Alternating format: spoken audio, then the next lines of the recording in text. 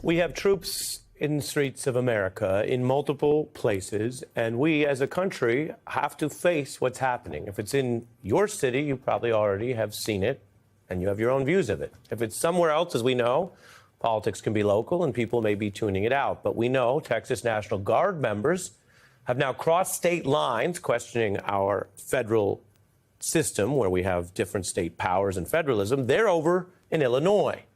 There are plans to get troops in Chicago. There are lawsuits trying to stop this and limit it. And it's not just those type of Guard troops. The president using ICE and other federal agents to push the limits in Chicago and other places. And what we're seeing includes patrolling odd places. You're looking at this river patrol of federal ICE agents in Chicago, which is not exactly right near the Mexican border, to say the least. There are scenes of agents using smoke grenades, countering protests. We've been showing you that. One incident caught on camera just last month where agents fired pepper balls at a pastor.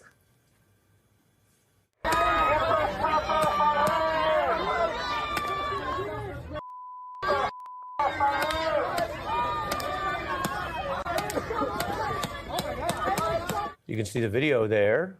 That's when it first happened. The pastor, we can report, is now suing ICE for multiple human rights, First Amendment constitutional violations, a pattern of extreme brutality, and arguing that this isn't just patrolling the streets for safety, which of course federal agents are generally allowed to do, but rather an effort to, quote, silence the press and civilians.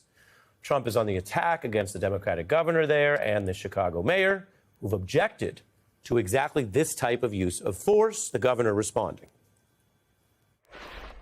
Look, he's a coward. He says a lot of things to the camera. He likes to pretend to be a tough guy. Come and get me. Come and get me. He's demented, literally, unhinged. And this is somebody who's so insecure that he lashes out pretending that he can come arrest people for no reason at all. He can't. He isn't going to do it. Taco. Trump always chickens out. Democrats, you see there, hitting hard, and that's not just language, although it was tough language calling him demented.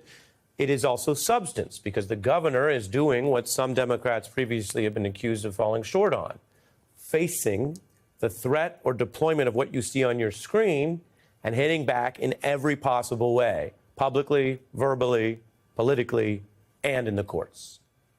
That is what Democrats now say might be necessary to push back on the federal powers you see in these multiple places. As for the general public, even in an environment where it seems some speech is chilled, the vast majority here, 58%, against these kind of deployments, especially when there's no apparent threat. I think we speak too politely, as the last speaker did, because what we do is we ignore the fact that this is Trump scapegoating people, lying about it so that he can control democratic cities for whatever purpose as part of his march to monarchy. The answer is clear, which is the courts have understood this. The courts are pushing back, but also our leaders are. It's a wonder to me that there aren't more. The governor of Illinois, the people in Oregon, the people in California. D.C. has been a disappointment to me that they didn't resist more. And if we don't resist, the question that was asked of Benjamin Franklin was, do you have a republic? And he said, if you can keep it. And in order to keep it, we have to fight because it's worth something. It's critical to our freedom. It's critical to our right to vote. And we have a tragedy of historic proportions in terms of the lack of constitutional basis or the law with Trump. So, for example, he tells us, go on, look on YouTube, see what's going on in that city. So like you and others, I've done that. And when you look, what you see is provocation by the people that Trump is bringing into these cities, into Portland and into Chicago. And what he's doing is he's throwing at them tear gas. He's flashing grenades on the ground. He's hitting them with pepper. And then they're hoping to provoke them to react. And when they don't know what to do. The courts also chilled that, particularly in Portland. So what we have is we have a trend here in every respect of our government to follow the 2025 plan, including the control of the military domestically, which is a violation of what Thomas Jefferson once said, which was he was against the standing army because he had Great Britain as an example of that. And we see that they're targeting people without any basis in law, including the governor of Illinois, without stating any law he could be violating when we have troops there who are violating local laws, are not there by authority of law. And we hope that tomorrow the judge in Illinois will make a decision that says just that, just what the Portland people said. Because you can't have a situation in which posse comitatus is outlawed because we're not allowed to do law enforcement with military domestically. There are exceptions, but those exceptions do not apply here. There is no rebellion except in the mind of Trump. What do you think of the legal strategy thus far? Some of these governors are doing everything in their power. We heard the strong words in the lawsuits from the Illinois governor.